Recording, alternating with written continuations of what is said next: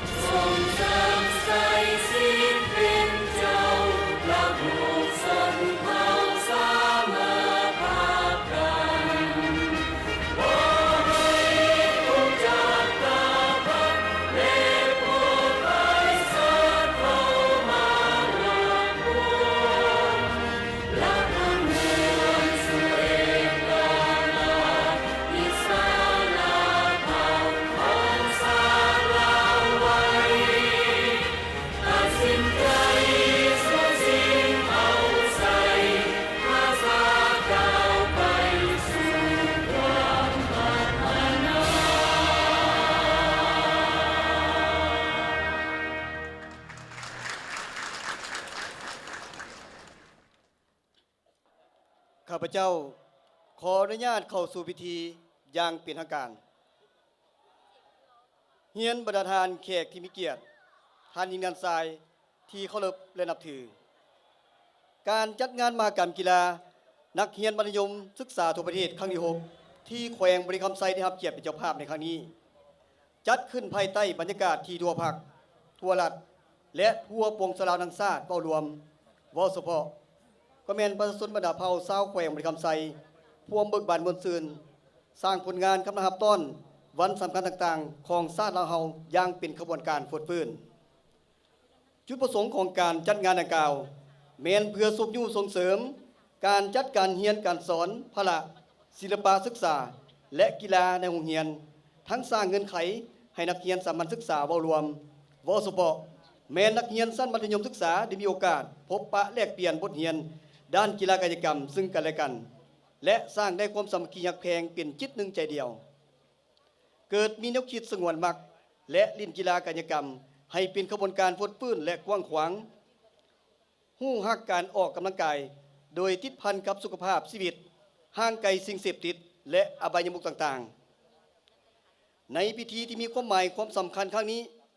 ข้าพเจ้าขออนุญาตเรียนเสนอพระประธานทองนุนศรีสุริต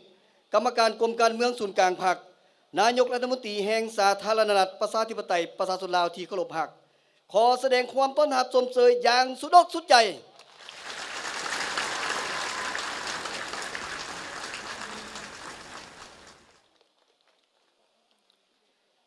เฮียนเสนอทานนางแสงเดือน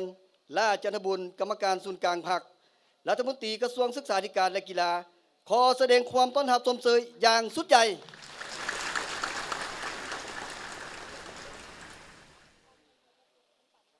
เฮียนเสนอทานปริญญาเอกกองแก้วแสนสงครามกรรมการศูนย์กลางพรรคเจ้าแขวงบริคำไซประธานจัดงานมหกรรมกีฬานักเรียนมัธยมศึกษาทั่วประเทศครั้งที่ 6ขอแสดงความต้อนรับชมเชยอย่างสุดใจนอกนั้นยังมีบรรดาทานการนำกระทรวงการนำของแขวงหัวหน้าคณะนักกีฬาและบรรดาแขกที่มีเกียรติก็ได้เข้าร่วมขอแสดงความชมเชย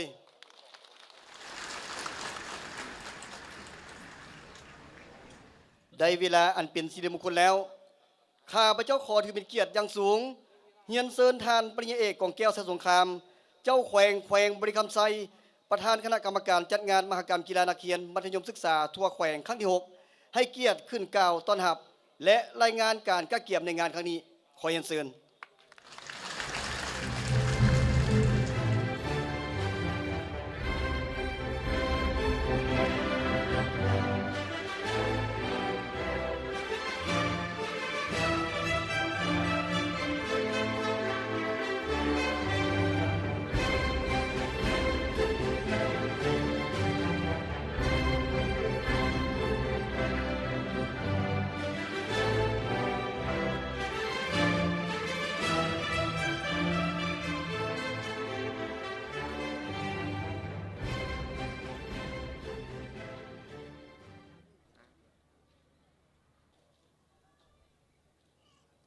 ของเฮียนท่านเป็นไงเอก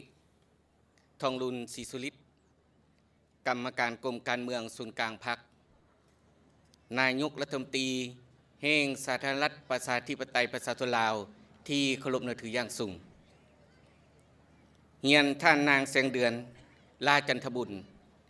กรรมการศูนย์กลางพรรครัฐมนตรีกระทรวงศึกษาธิการและกีฬาที่นับถือบรรดาท่านผู้นำพรรครัฐแขกที่มีเกียรติท่านยิงท่านชายพ่อแม่พี่น้องสาวแขวงบริคำไซที่นับถือและหักเพลงต่างหน้าให้แก่คณะพรรคองค์การปกครองและประชาชนชาวแขวงบริคำไซในนามประธานคณะกรรมการจัดงานมหกรรมกีฬานักเรียนมัธยมศึกษาทั่วประเทศครั้งที่6ที่แขวงบริคำไซเป็นเจ้าภาพซึ่งเป็นแดนที่อยู่อาศัยสาวเผ่าเมืองภูโสภาทินโตสาวหลาไม่เกษนาราคาแพงเล่งพลังงานไฟฟ้าทงนากว้างไก่ไว้พระบาทพลสันทำผาเมืองงามสง่าคนลือซาเก่าเอิญแดนกุหลาบปากสันข้าพเจ้ารู้สึกเป็นเกียรติและภาคภูมิใจเป็นอย่างสูงมายังรัฐบาลวรวมเว้าเฉพาะเมนกระทรวงศึกษาธิการและกีฬาได้ตกลงมอบหมายให้แขวงคำไซของพวกข้าพเจ้าเป็นเจ้าภาพจัดงานมหกรรมกีฬานักเรียนมัธยมศึกษาทั่วประเทศครั้งที่6ในครั้งนี้ซึ่งแม่นเหตุการณ์ประวัติศาสตร์สำคัญอีกครั้งหนึ่งในปี 2017 นี้เป็นปีที่ประชาชนชาวแขวงบริคำไซก็คือประชาชนลาวในทั่วประเทศพวมตั้งหน้าผันขยายเนื้อในมติของประชุมใหญ่ครั้งที่10ของพรรคแผนพัฒนาเศรษฐกิจสังคมครั้งที่8ของรัฐบาลก็คือมติ6ขององค์คณะพรรคแขวงบริคำไซและแผนพัฒนาเศรษฐกิจสังคมครั้งที่4ของแขวงบริคำไซซึ่งพวมเบิกบานมวลซื่นจัดตั้งเฉลิมฉลองวันชาติที่2 ธันวาครบรอบ41 ปีวันสร้างตั้งกองทัพประชาชนลาว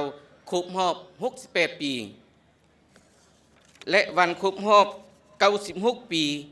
วันคล้ายวันเกิดของประธานไกรสอนพรหมวิหารผู้นำที่แสนเคารพรักของทั่วปวงชาวเราทั้งชาติย่างเป็นขบวนฝึกฟื้นอยู่ในแต่ละท้องถิ่นงานมหกรรมกีฬานักเรียนมัธยมศึกษาทั่วประเทศครั้งที่6เป็นการยั่งยืนถึงการเติบใหญ่เข้มแข็งของระบอบประชาธิปไตยประชาชนลาวภายใต้การนำพาของพรรคประชาชนปฏิวัติลาวที่ฮิต2 นาทียุทธศาสตร์คือปกปักรักษาและสร้างสรรค์ประเทศชาติงานมหกรรมกีฬานักเรียนมัธยมศึกษาทั่วประเทศในครั้งนี้ยังเป็นการพิสูจน์ทางด้านทฤษฎีและพฤติกรรมของการพัฒนากีฬาลาวเป็นการยั่งยืนให้สังคมเห็นได้ความเติบใหญ่ขยายตัวของวงการกีฬาลาวที่ผ่านมาทั้งเป็นการปฏิบัติยุทธศาสตร์พัฒนากีฬากายกรรมฮอดปี 2020 ให้กีฬาลาวก้าวขึ้นเทียบเท่ากับภาคพื้นและสกุลในระดับใดหนึ่งในต่อหน้าถึงแม้ว่าสภาพทางด้านเศรษฐกิจพบความยุ่งยากสภาพภัยพิบัติธรรมชาติสร้างความเสียหายให้แก่ประเทศพวกเฮาบ่น้อยแต่พรรคและรัฐบาลได้พยายามสร้างทุกเงื่อนไขให้แก่การเคลื่อนไหวเวียกงานกีฬากายกรรมระดับชาติระดับอนุภาคพื้นภาคพื้นและสากลเพื่อสร้างเกียรติและชื่อเสียงของประเทศเฮาพิสูจน์แม่นงามพิเศษแม่นงานมหกรรมกีฬานักเรียนมัธยมศึกษาทั่วประเทศนี้ครั้งที่6ก็ได้สำเร็จตามคาดหมายที่วางไว้ต่างหน้าแก่คณะประธานจัดงานมหกรรมกีฬานักเรียนมัธยมศึกษาทั่วประเทศครั้งที่6ต่างหน้าให้แก่คณะพรรคองค์การปกครองและประชาชนชาวแขวงบริคำไซ ข้าพเจ้าขอแสดงความต้อนรับสมเสยและฮู้บุญคุณอย่างสูงที่ได้คำนับหับตอนท่านปริญญาเอกทองลุนศรีสุริตกรรมการกรมการเมืองศูนย์กลางพรรคนายกรัฐมนตรีแห่งสาธารณรัฐประชาธิปไตยประชาชนลาวขอแสดงความสมเสยและยินดีต้อนรับบรรดาท่านการนำพรรครัฐขั้นศูนย์กลางบรรดาท่านรัฐมนตรีเจ้าเขงห้องรัฐมนตรีห้องเจ้าเขงคณะรับผิดชอบจัดงานคณะนำนักกีฬาและนักกีฬาในทั่วประเทศพร้อมทั้งบรรดาแขกที่มีเกียรติมาณโอกาสนี้อย่างสุดอกสุดใจเนาะขอสมเสย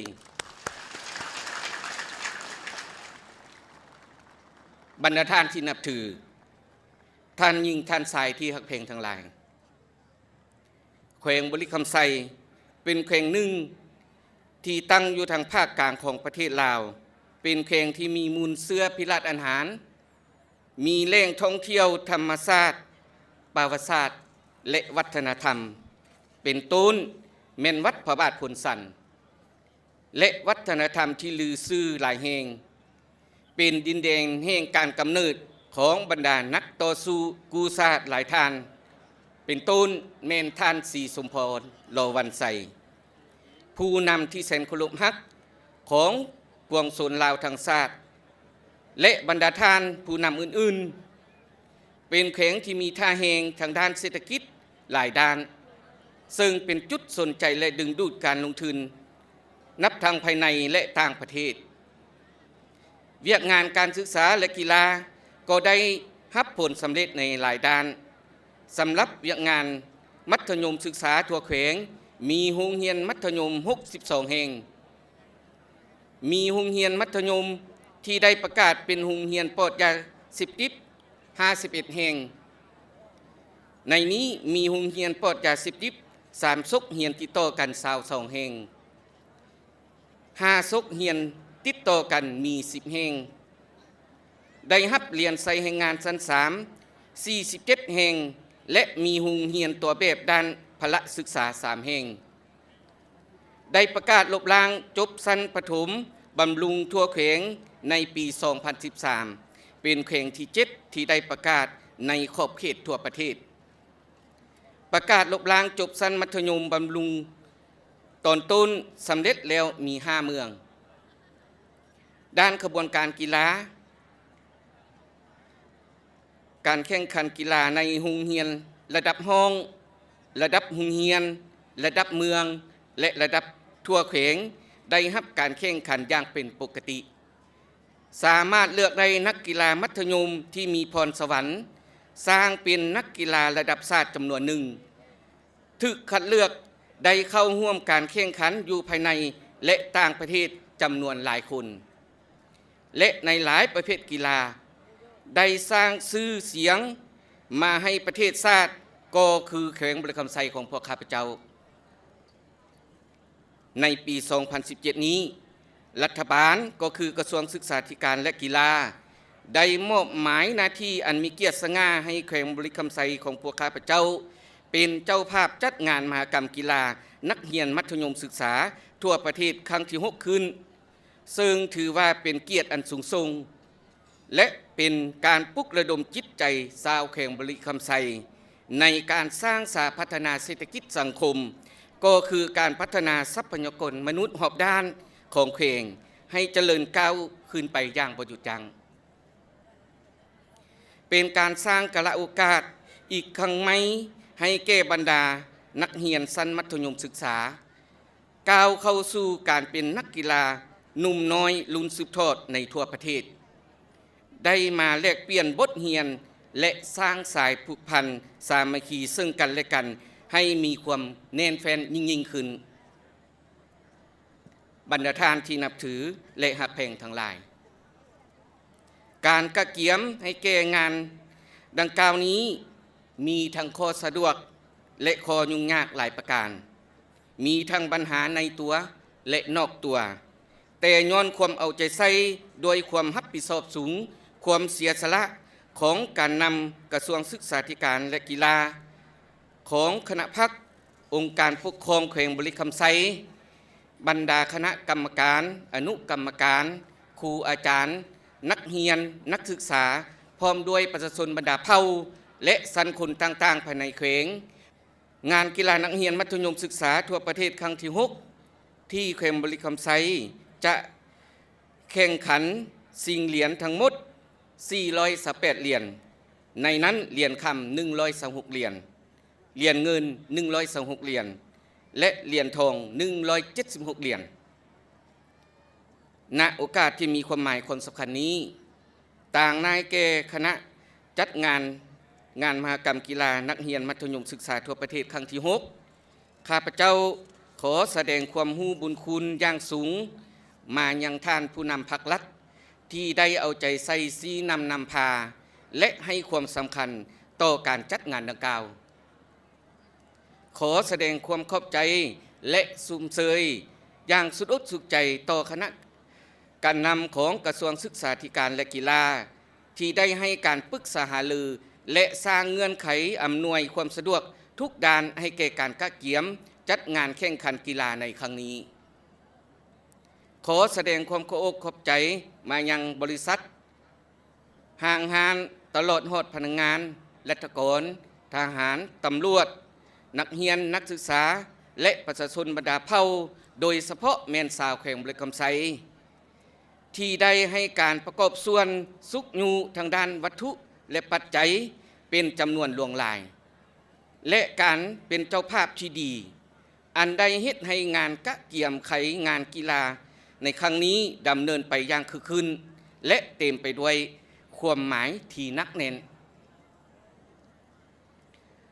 ขออวยพรให้ท่านปัญญาเอกทองลุนศรีสุริตกรรมการกรมการเมืองศูนย์กลางพรรคนายกรัฐมนตรีแห่งสาธารณรัฐประชาธิปไตยประชาชนลาวจงมีสุขภาพแข็งแรงมีความผาสุขนำพาประเทศชาติเจริญรุ่งเรืองและก้าวหน้าขึ้นไปเรื่อยๆขออวยพรให้นางแสงเดือนลาจันทบุญกรรมการศูนย์กลางพรรครัฐมนตรีกระทรวงศึกษาธิการและกีฬาจงมีสุขภาพแข็งแรงอวยพรใส่แด่ท่านผู้มีเกียรติคณะประธานคณะกรรมการและนักกีฬาจากทุกภาคส่วนที่ได้เข้าร่วมพิธีในมื้อนี้จงมีสุขภาพแข็งแรงและประสบผลสำเร็จตามความมุ่งมา่ปรารถนาทุกประการได้เวลาอันเป็นสิริมงคลแล้วในนามประธานคณะกรรมการจัดงานขอถือเป็นเกียรติอย่างสูงเฮียนเชิญมายังท่านปริญญาเอกทองลุนศรีสุริตกรรมการกรมการเมืองศูนย์กลางพรรคนายกรัฐมนตรีแห่งสาธารณรัฐประชาธิปไตยประชาชนลาวกล่าวเปิดงานมหกรรมกีฬานักเรียนมัธยมศึกษาทั่วประเทศครั้งที่ 6 อย่างเป็นทางการขอเฮียนเชิญบรรดานักกีฬาโรงเรียนมัธยมศึกษาทั่วประเทศที่ฮักทั้งหลายท่านแขกผู้มีเกียรติท่านยิ่งและท่านทรายชาวเมืองปากสันและแขวงบุรีรัมย์ไทยที่ฮักแพงทั้งหลาย ผ่านการกากเกียมเป็นเวลายาวนานด้วยความรับผิดชอบสูงของทุกภาคส่วนทั้งศูนย์กลางและท้องถิ่นมาฮอดมื้อนี้งานมหกรรมกีฬานักเรียนมัธยมศึกษาทั่วประเทศได้ไขขึ้นโดยการเป็นเจ้าภาพของแขวงบุรีคำไซที่เมืองปากสันที่สวยงามแห่งนี้ข้าพเจ้าหวังอย่างยิ่งว่างานมหกรรมกีฬานักเรียนมัธยมศึกษาทั่วประเทศครั้งที่ 6 ครั้งนี้จะเต็มไปด้วยความมีน้ำใจมิตรภาพความสามัคคีและเป็นสัญลักษณ์แห่งการมีวินัยความเข้มแข็งของบรรดานักกีฬาทั้งหลายและเป็นการแสดงให้เห็นความเติบใหญ่ขยายตัวก้าวหน้าของวงการกีฬาทั่วประเทศของพวกเขา เว้ารวม โดยเฉพาะแม่นวงการกีฬาของนักเรียนมัธยมศึกษาของทั่วประเทศ ในนามนายกรัฐมนตรีแห่งสาธารณรัฐประชาธิปไตยประชาชนลาวข้าพเจ้าขอประกาศเปิดงานมหกรรมกีฬานักเรียนมัธยมศึกษาทั่วประเทศครั้งที่ 6 นับแต่วินาทีนี้เป็นต้นไปขอขอบใจ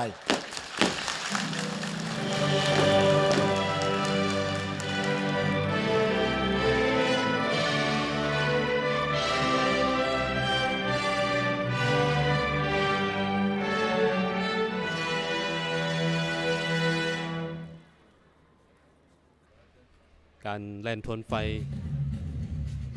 ซึ่งก็เป็นประเพณีที่มีเป็นประจำทุกๆงานกีฬาเพราะว่าจะเป็นงานกีฬาระดับแขวงระดับประเทศหรือว่าระดับสากลนำมาโดยเท่าบัณฑิตบุญยืนนักกีฬาเทควันโดรุ่น 74 กิโล1 เหรียญคำงานกีฬาซิงคันทานเอกอัครราชทูตสาธารณรัฐเกาหลีประจำลาวครั้งที่ 2 ทั่วประเทศได้1 เหรียญคำงานแข่งขันกลุ่มบริษัทโคลาทั่วประเทศที่แขวงสวรรณเขตพร้อมกับ1 เหรียญทองงานซิงแซมเยาวชนซิงคันประธานสหพันธ์เทควันโดแห่งชาติลาว ส่วนว่าจุดที่ 2 ก็แม่นนั้นสุขคำคุณนักกีฬานักแล่นล้าน 2 เหรียญคำงานกีฬานักเรียนทั่วแขวงที่เมืองบริคันแล้วก็เป็นเจ้าภาพ 3 เหรียญคำงานกีฬานักเรียนทั่วแขวงที่เมืองท่าพระบาทเป็นเจ้าภาพ จุดที่2เฮามีไฟเทพสุวรรณ จุดที่ 2 เท่าบุตติไซเทพสุวรรณนักกีฬาเทควันโดรุ่น 39 กิโลได้1 เหรียญคำและ1 เหรียญทองงานแข่งขันกลุ่มบริษัทโคลาทั่วประเทศที่แขวงสวรรณเขตพร้อมกับ1 เหรียญคำ1 เหรียญเงินงานสิงคันทานเอกอัครราชทูตสาธารณรัฐเกาหลีประจำลาว แล้วก็ ในครั้งที่ นาง 3 ผ่านมา เจ้าส่วนว่านางกองวันรัตนวงศานักกีฬาแล่นลานได้รับ2 เหรียญเงิน งานกีฬานักเรียนทั่วแขวงที่เมืองบุรีรัมย์เป็นเจ้าภาพ 2 เหรียญคำงานกีฬานักเรียนทั่วแขวงที่เมืองท่าพระบาทเป็นเจ้าภาพ จุดที่ 3 นี่เป็นเท่าตุลาไซไซญะนักกีฬาเทควันโดรุ่น 68 กิโลได้รับ1 เหรียญคำงานสิงคันโคลากรุ๊ปทั่วประเทศที่แขวงสวรรณเขตได้1 เหรียญทองงานสิงคันทานเอกอัครราชทูตสาธารณรัฐเกาหลีประจำลาวในครั้งที่ 2 พร้อมกับได้1 เหรียญเงินสิงคันทานเอกอัครราชทูตสาธารณรัฐเกาหลีประจำลาวครั้งที่ 3 ผ่านมา แล้วก็มีนางวรกรแก้วดวงปัญญานักกีฬาเปตั้ง1 เหรียญคำ2 เหรียญเงิน งานกีฬานักเรียนทั่วแขวงที่เมืองบุรีรัมย์เป็นเจ้าภาพ 2 เหรียญคำงานกีฬานักเรียนทั่วแขวงที่เมืองท่าพระบาท แต่ในจุดที่ 4 นี่แมนเท่าไมแก้วสิงหาราชเป็นนักกีฬาแลนลานได้3 เหรียญคำงานกีฬานักเรียนทั่วแขวงที่เมืองท่าพระบาทเป็นเจ้าภาพพร้อมกันนี้ก็มีนางเพชรมณีบุญวงไซนักกีฬาดอกปีไก่ได้รับ2 เหรียญคำงานกีฬานักเรียนทั่วแขวงที่เมืองท่าพระบาทเป็นเจ้าภาพเช่นเดียวกัน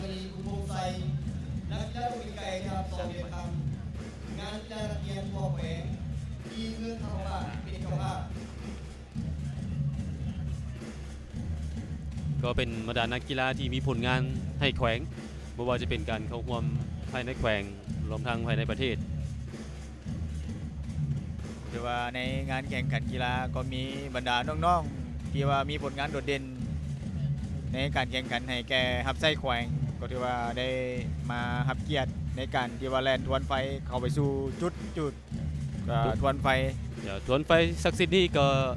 นำมาจากวัดด่านสูง เจ้า บ้านทงน้อยเมืองปักสันแขวงบริคำไซในตอนเช้าของมื้อนี้แล้วก็ได้พิธีทางการก็ได้นำมาสู่ที่สนามกีฬาแห่งนี้เพื่อจะจุดที่อ่างทนไฟใหญ่เพื่อแสดงให้รู้ว่างานมหกรรมกีฬานักเรียนมัธยมศึกษาทั่วประเทศครั้งที่ 6 ที่แขวงบริคำไซเป็นเจ้าภาพได้ใครขึ้นอย่างเป็นทางการ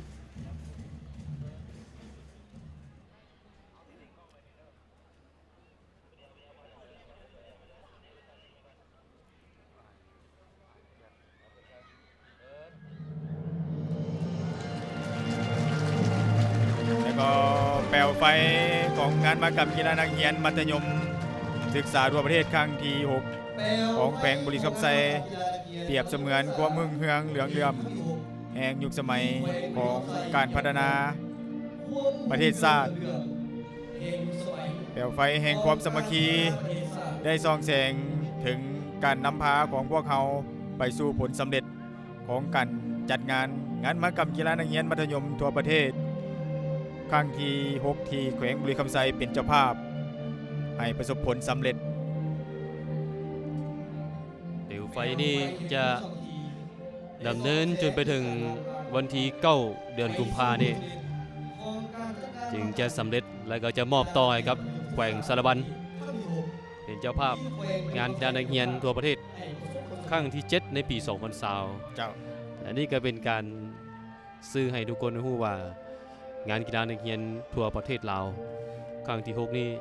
ได้เริ่มเป็นทางการแล้ว